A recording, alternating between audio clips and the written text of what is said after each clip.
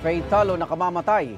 Ganyan po paglarawan ng isang opisyal ng Philippine Coast Guard sa pinakahuling panghaharas ng China sa mga barko ng Pilipinas. Nagpahayag na rin ng pagkondenarya ng iba't ibang bansa. Darito unang balita ni Sandra Aguinaldo at Rafi Tima.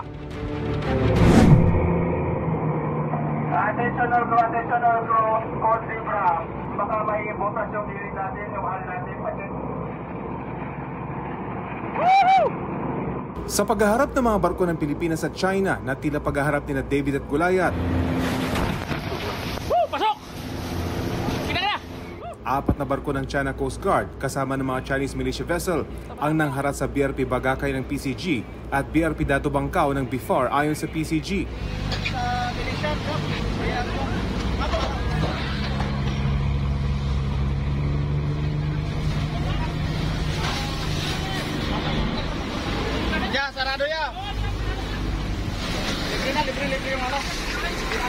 Sa isang punto, nagkabanggaan na ang mga barko ng BIFAR at China Coast Guard. Babangga! Babangga! Woo! Sapol!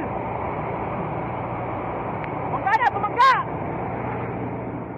Sa mapang ito, makikita kung paano umiwas ang aming sinasakyang barko na BRP Bagakay sa mga pagharang ng China sa loob mismo ng Exclusive Economic Zone ng Pilipinas.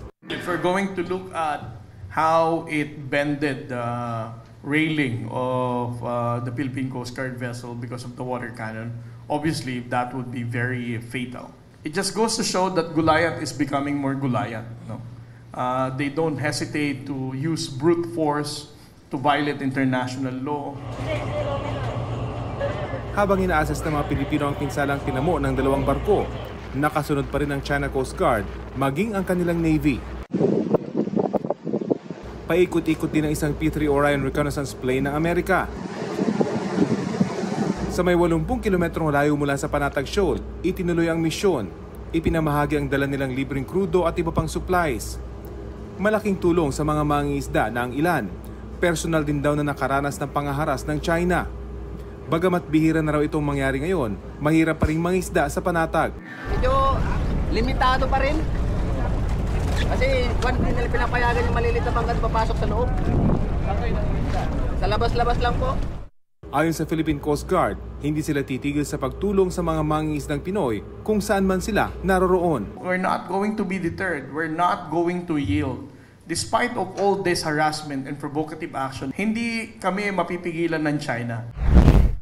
Bukod sa mga barko ng China na mas agresibo na ang pambobomba ng tubig sa 2 barko ng Pilipinas sa Baho de Masinloc o Panatag Shoal, barko rin umano ng China ang mga namataang research vessel na nagbababa ng mga gamit sa Catanduanes bago naglayag pa Samar ayon sa Philippine Navy.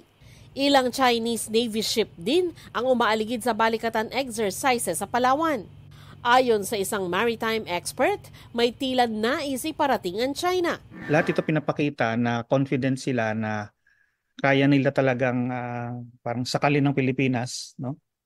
And yet makalusot pa sila, no, na hindi aklas ang mundo, hindi masasabi na sila ay aggressor, hindi masasabi na they're engaging in acts of war. Bagamat kasabay ito ng balikatan, hindi raw masasabing reaksyon lang ito sa joint exercises ng Pilipinas, Amerika at ibang bansa. Lalo't dati nang ginagawa ng China ang pangaharang sa supply vessels ng Pilipinas sa Ayungin Shoal at iba pa. Pinapakita nilang kaya nilang gawin ito kahit na mayroong balikatan. Dahil yung overall naman na intention nila talaga is whether or not there is balikatan, gagawin nila yan para nga ipasukuin ng Pilipinas. Para naman kay retired Supreme Court Justice Antonio Carpio, may kaugnayan ito sa interes ng Pilipinas na magsagawa ng oil and gas exploration sa West Philippine Sea. They're putting pressure on us on Ayungin Shoal, now on Scarborough Shoal, just to tell us don't get the gas to it back. But we should get the gas to it back. It's a matter of national survival. Nauna nang sinabi ng China na teritoryo nito ang Panatag Shoal kahit nasa loob ng Exclusive Economic Zone ng Pilipinas at malapit lang sa Zambales.